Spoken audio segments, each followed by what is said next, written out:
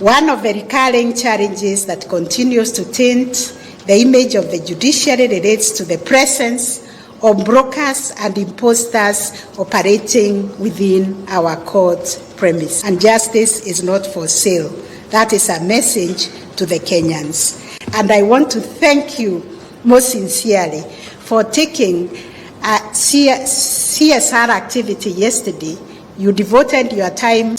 We are supposed to be 200 judges, but we are 95 judges. We are reeling of a backlog of cases and continuous pressure for us to deal with all the matters that are being filed. The court is not a sanctuary, it's not a church, it's not a mosque where you take a donation, where you take a tithe. A court, you go for justice. Mpenzi mtazamaji, ujambo na karibu. Hapa ni PAP TV, naitwa Ikuwa Wanganga presenter, na Chief Justice Koome ameweza kuzungumzia masuala ya kupata haki. Kwa nini kumekuwa na pengine ugumu kidogo wa kupata haki katika taifa la Kenya, na mambo ambayo mpenzi mtazamaji aliweza kuyazungumza ni kwamba amezungumzia swala la ufisadi, na akasema katika taifa la Kenya kuna culture ama utamaduni ambao lazima utoe kitu kidogo, na pengine kitu ambacho kinasababisha hiyo ni kwa sababu Koome amesema kwamba Kenya tuna majaji 95 na inafaa tuwe na majaji 200. Kwa hivyo mpenzi mtazamaji, majaji 90 au ni 95 au ni kusema ni almost a half ya wale majaji ambao wanafaa kuwa wakihudumia wananchi. Hiyo ni kusema kwamba majaji huenda hawana ule ambao tutasema ni muda enough. Kwa hivyo pengine hapo ndipo tunasema survival for the fittest, ama yule ambaye first come first serve, na yule ambaye anaingia kwa mfuko pengine anashughulikiwa kirahisi. Kingine amesema ya kwamba katika taifa la Kenya kuna hiyo culture, na pia kuna idadi ndogo ya majaji, na pia amesema katika mahakama kuna wale ambao wanaitwa brokers, na pengine mpenzi mtazamaji utakubaliana na hayo, kwa sababu katika mahakama ya Kenya utapata Wakenya wengi hawajaelimishwa concerning na huyu ni jaji, huyu ni magistrate, kazi yao ni gani, huyu ni hakimu, huyu na hali kadhalika. Kwa hivyo Wakenya hawana ile ambayo tunaweza sema ni education ya kutosha ya kujua haki yao. Kwa hivyo mabroka wanateka advantage ya mambo kama hayo. Mpenzi mtazamaji, kabla hujaenda sana, kumbuka kutusaidia tulipe wifi kwa kudial *802# account 845124. Usisahau kusubscribe, kucomment na kushare. Alafu mpenzi mtazamaji, nataka useme maoni yako. Je, Chief Justice Koome, Martha Koome, je anasema kweli ya kwamba kuna uchache wa majaji, kwa hivyo haki huenda pengine inakuwa ni tatizo pengine kuipata? Na je mpenzi mtazamaji, utaprefer kukaa muda mrefu katika laini ya kupata haki, ama ukipata mlango wa kujaribu kutoa kitu kidogo, ama tuseme chai ambayo Martha Koome anasema ni culture, ili uweze kuhudumiwa haraka na kusaidika, unaweza jipata pale? Lakini Koome amesema katika mahakama zetu si kanisa wala misikiti ambapo mnafaa kukuja kuleta donation. Lakini mpenzi mtazamaji, sijui itakuwaje ikiwa majaji hawatoshi katika mahakama za taifa la Kenya, kusema ya kwamba mpenzi mtazamaji, majaji 95 out of 200. Kwa hivyo ni kitu ambacho mpenzi mtazamaji pia ni kazi kwa majaji, kwa sababu pengine unapata wana kazi nyingi ya kufanya, wana watu wengi wa kuattend. Na tukisema ya kwamba mpenzi mtazamaji, hao majaji ndio watafanya kazi, je utaona kana kwamba Wakenya watapata haki? Na ndiposa na kuuliza mpenzi mtazamaji, maoni yako ni gani? Je, majaji wakiwa wachache kazi itafanyika jinsi ambavyo inafanyika, ama ndiposa kuna mambo kama hayo tunasema mabroka wana interfere? No, it has come at a big price to us, because we are learning on half the complement of the High Court. We are supposed to be 200 judges, but we are 95 judges. We are reeling of a backlog of cases and continuous pressure for us to deal with all the matters that are being filed on a daily basis and cope with that burden. And during releases like this one, we are supposed to be writing, catching up with our rulings and judgments. But instead of doing that, we sacrifice this time to come here and reflect it together and see where we are. We want to educate Kenyans that you do not pay anybody to facilitate the services that we render in the judiciary. The filing fees are paid electronically, and you should not pay anybody in the registry and no judge or magistrate has asked for any money to facilitate the case. And these are the cases we are discouraging. But we really require the cooperation of the public, because I'm told it's a culture that you give something in return.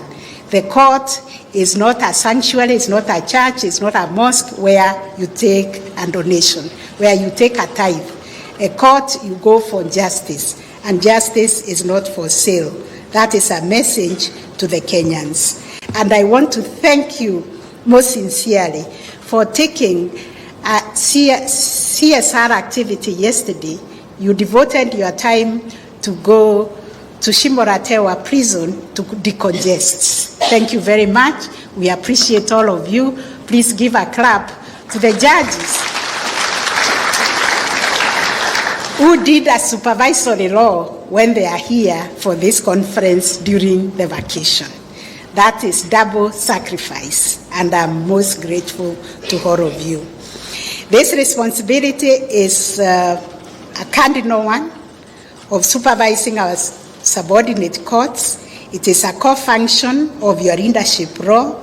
The subordinate courts are the face of justice for many Kenyans, and it is through your effective supervision that we can ensure we have consistency, we have professionalism, and we have quality service across all levels of our judicial system.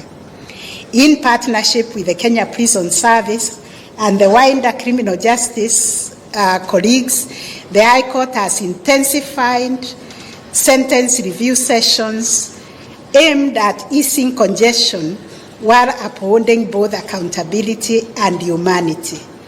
Guided by our blueprint and the twin pillars of restorative and green justice, our judges have examined 120 cases this week alone at the Shimoratewa prison, and I salute their diligence. 49 individuals who now serve their sentences under structured probation programs that emphasize rehabilitation and community service, while 20 having demonstrated good character and readiness to reintegrate have roughly been released to join their families.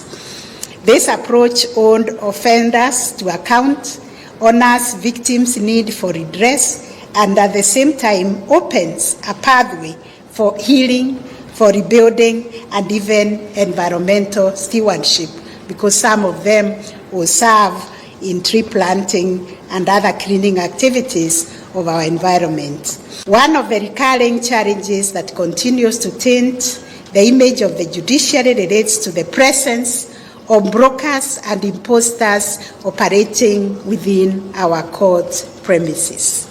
We know them. These individuals who position themselves as intermediaries are giving judges and judicial officers a bad name and contributing to the negative public perception of our institution. I believe that is why the Chief Registrar of the Judiciary has enforced the requirement that all our staff in the registry must wear their judiciary name tag. So I urge all of you to take deliberate steps to eliminate these brokers from our court corridors.